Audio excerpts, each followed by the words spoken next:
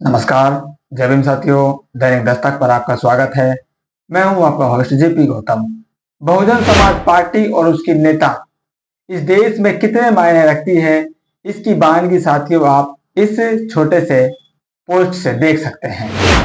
बहन जी की ये जो पोस्ट है ये काफी पुरानी है, लेकिन कल जो फैसला कहें या निर्देश कानून मंत्री ने संसद में पेश किए हैं, उससे आप अंदाजा लगा सकते हैं कि बहन जी का दबदबा कितना है और जो लोग संविधान को बचाने की बात करते हैं उनकी कितनी हैसियत या कहें कि कितनी संसद में चल रही है। बहन जी का एक ट्वीट और विपक्ष का संसद के बाहर संसद के अंदर जो हंगामा है वो बराबर नहीं बैठ रहा है। बहन जी एक पोस्ट करती है, संविधान की बात करती है, जनता के हित की बात करती है और सरकार को उस पर अमल करना पड़ता है, वो फैसला अपना वापस लेना पड़ जाता है। लेकिन वही विपक्ष जो संविधान को बचाने की दुहाई देता है, संसद को नहीं चलने दे रहा है, वो उस फैसले पर सरकार को कुछ भी नहीं करवाने में असफल साबित हो रहा है। आखिर ऐसा क्यों हो रहा है और बहन जी की सरकार पर क्यों दबाव बन रहा है, ये सारी बातें इस स्टोरी में चर्चा करेंगे।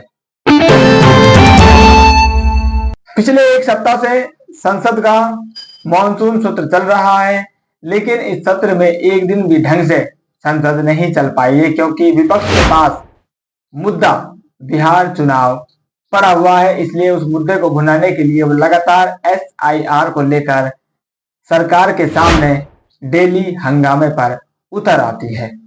इस बीच एक और नई घटना आती है। सरकार के खिलाफ संविधान को बदलने का आरोप भी लगाया जाता है कि सरकार संविधान से छेड़छाड़ करने वाली है और धर्मनिरपेक्ष शब्द को संविधान से हटाने वाली है।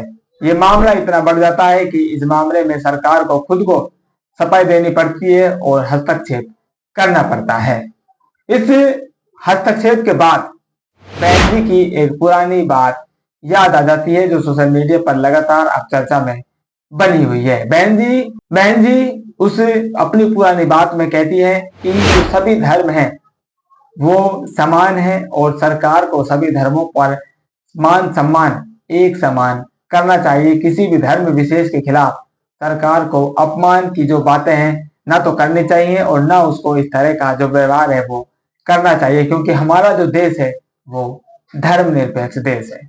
बहन जी बहुत पहले इस बात को कह देती है कि सभी धर्म समान है और हमारा देश धर्मनिरपेक्ष देश है। यहाँ पर तो सरकार पर लगातार दबाव रहता है। बहन जी क्या ये दबाव साथियों लगातार सरकार पर रहता है और सरकार के खिलाफ जो माहौल विपक्ष ने बनाया हुआ था कि ये संविधान के विरोध में है, संविधान को ये खत्म करना चाहते हैं, उस पर आखिरकार बहन जी के जो बयान था उस बयान के खातिर सरकार को झुकना पड़ता है और वो सेकुलर शब्द पर अपनी सफाई देते हुए कहती है कि हम इस शब्द को कहीं भी नहीं ले जाने वाले हैं। शब्द जो सेकुलरिज्म जो शब्द है, जो धर्मनिरपेक्ष शब्द है, वो संविधान में एज इट इज बना रहेगा। जैसे ही ये बयान आता है, जैसे ही ये सफाई आती है, बहन जी तुरंत इस पर अपना बड़ा बयान जारी करते हुए कहती हैं, देश के कानून मंत्री का कल संसद में दिया गया बयान कि संविधान की प्रस्तावना से सेकुलरिज्म, धर्मनिरपेक्षता आदि शब्द हटाने संबंधी सरकार की ना कोई नियत है और ना ही ऐसा कुछ विचाराधीन है।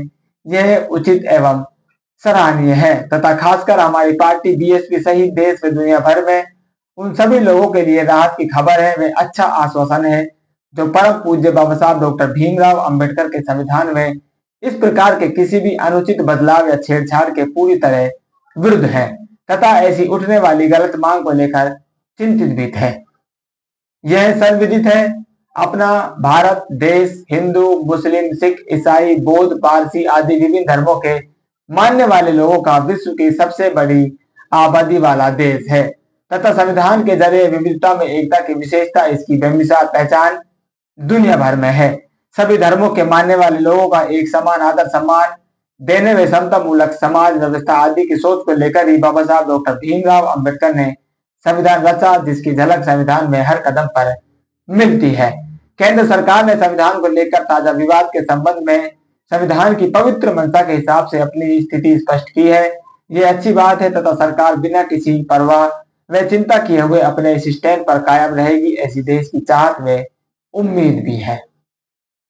तो बहन जी ने ये बड़ा सा नोट उस बयान के बाद दिया है जब सरकार ने संसद में बात क्लियर की कि धर्मनिरपेक्ष शब्द हम नहीं हटाने वाले हैं, वो जैसा है वो एज इट इज रहने वाला है। यहाँ पर साथियों बहन जी का कितना दबदबा है, बहन जी कितने मायना इस देश के लिए रखती है, वो आपको इस पोस्ट के जरिए पता चल जाता है। और बहन जी कितनी चिंता इस देश की करती है, इस देश के नागरिकों की करती है, उसकी बानगी भी आपको इस पोस्ट के जरिए मिल जाती है। जब से मानसून सत्र चालू हुआ है तभी से लगातार बहन जी हर एक मुद्दे पर मानसून सत्र में क्या संसद में चल रहा है उस पर पैनी नजर बनाए हुए है। जैसे ही कोई जनहित का मुद्दा आता है और वहां पर विपक्ष काम नहीं करता है, विपक्ष अपना फर्ज नहीं निभाता है, तो तुरंत बहन जी एक्शन लेती है और एक बयान जारी करते हुए सरकार को भी और विपक्ष को भी हड़काने का काम करती है। और ये बातें तुरंत मीडिया में पहुंचती हैं, मीडिया में पहुंचते ही सरकार को एक्शन लेना पड़ जाता है।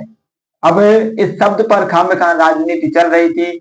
बहन जी ने पहले ही साफ कर दिया था कि हमारा देश धर्मनिरपेक्ष देश है और यहाँ पर सभी धर्मों को समान रूप से इज्जत मिलना जरूरी है। और संविधान में इस बात का लिखित में प्रावधान भी है, कोई भी व्यक्ति अपने धर्म के लिए क्रियाकर्म कर सकता है, उसका प्रचार प्रसार कर सकता है, सरकार उसमें किसी भी प्रकार की बाधा नहीं बनेगी। बहन जी इस बात को जानती है, इसलिए वो देश हित में जनहित में हमेशा उन मुद्दों पर टाइट रहती है और सरकार को भी कटघरे में खड़ा करती है जिन पर सरकार लापरवाही बरतती हुई नजर आती है। और जिस तरह से जो सत्ता पक्ष है वो एक धर्म विशेष की तरफ जाता हुआ दिख रहा है, उसको संस्कृति को बढ़ावा देता हुआ दिख रहा है, इसलिए ये धर्मनिरपेक्ष शब्द की जो लड़ाई है वो ज्यादा बड़ी हो जाती है। लेकिन जो विपक्ष है वो ईमानदारी से अपनी ड्यूटी निभाने में असफल साबित हो रहा है। उसको सिर्फ बिहार चुनाव नजर आ रहा है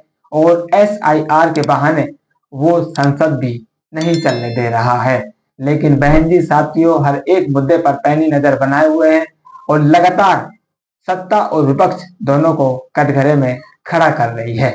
आप लोगों का क्या मानना है? अपनी राय जरूर कमेंट कीजिए। मिलते हैं नई अपडेट में, तब तक के लिए जय हिंद।